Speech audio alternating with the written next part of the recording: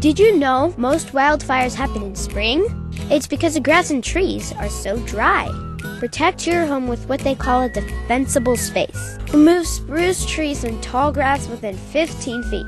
And move firewood 30 feet away. Clean out yucky rain gutters too. Doing this made our house up to 5 times more likely to survive a wildfire. That's good news for me and Max. Wildfires happen. Be ready. Brought to you by the Anchorage Fire Department.